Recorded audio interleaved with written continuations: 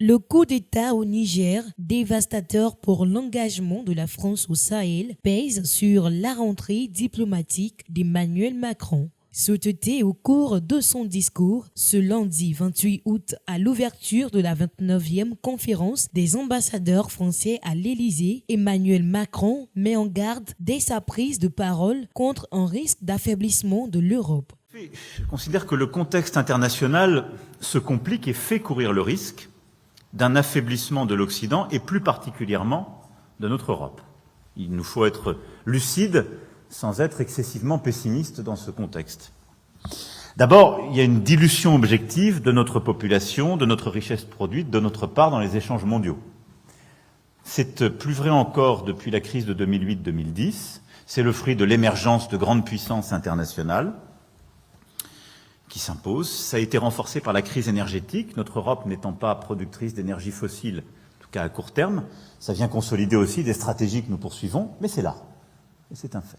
Le président pointe en particulier du doigt l'Union européenne qui doit, à ses yeux, accepter plus d'intégration pour évoluer sur des sujets essentiels. Par ailleurs, le chef de l'État français a été contraint de suivre au fil des jours les rebondissements suscités par le coup de force militaire mené le 26 juillet contre l'un des plus proches alliés de Paris sur le continent africain, le président Mohamed Bazoum, séquestré depuis avec sa famille. Malgré que les putschistes nigériens accentuent leur pression sur Paris, le président français a tenté de défendre coûte que coûte la présence de la France dans un pays au cœur de son dispositif militaire en Afrique sans rien abandonner de la fermeté affichée depuis le putsch quitte à braquer le nouveau régime. C'est un coup d'État contre un président démocratiquement élu,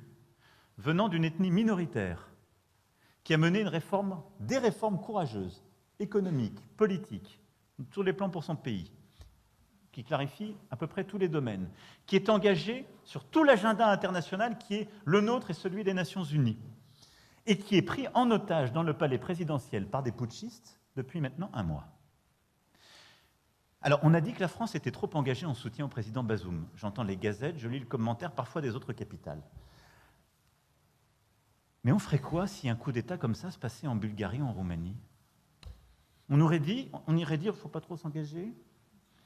On va regarder, parce que les putschistes nous ont proposé un Premier ministre. Voilà, on va s'engager, c'est ça la bonne politique. Il ne faut pas être jusqu'au boutiste, on n'est pas chez nous. C'est ça ce que veulent faire les autres capitales.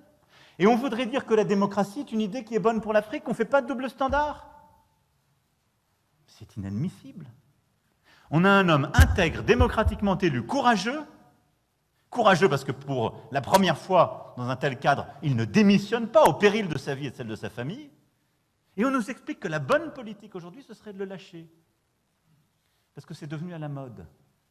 Parce qu'en fait, il faudrait produire local maintenant, même quand ce sont des putschistes.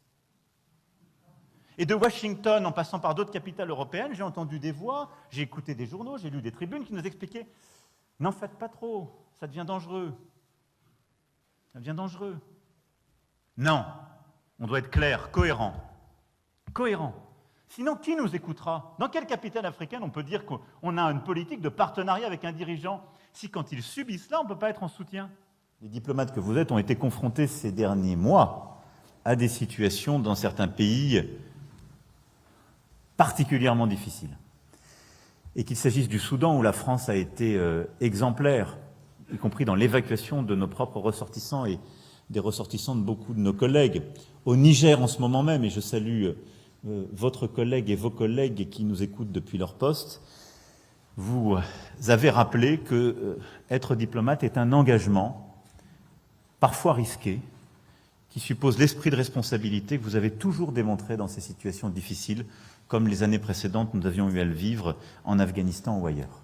Et je pense que maintenant, il faut être clair, nous ne sommes pas engagés, et il ne faut pas céder à un narratif utilisé par les putschistes qui consisterait à dire notre ennemi est devenu la France. Le problème des Nigériens aujourd'hui sont des putschistes qui les mettent en danger parce qu'ils abandonnent la lutte contre le terrorisme, parce qu'ils abandonnent une politique qui était bonne économiquement pour eux et qui sont en train de perdre tous les financements internationaux qui étaient en train de leur permettre de sortir de la pauvreté. C'est ça la réalité. Et si on ne le dit pas nous avec courage, qui le dira? Donc nous devons poursuivre cette politique avec fermeté, sortir des mensonges et des facilités. Et donc notre politique est simple. On ne reconnaît pas les putschistes. On soutient un président qui n'a pas démissionné, aux côtés duquel nous restons engagés.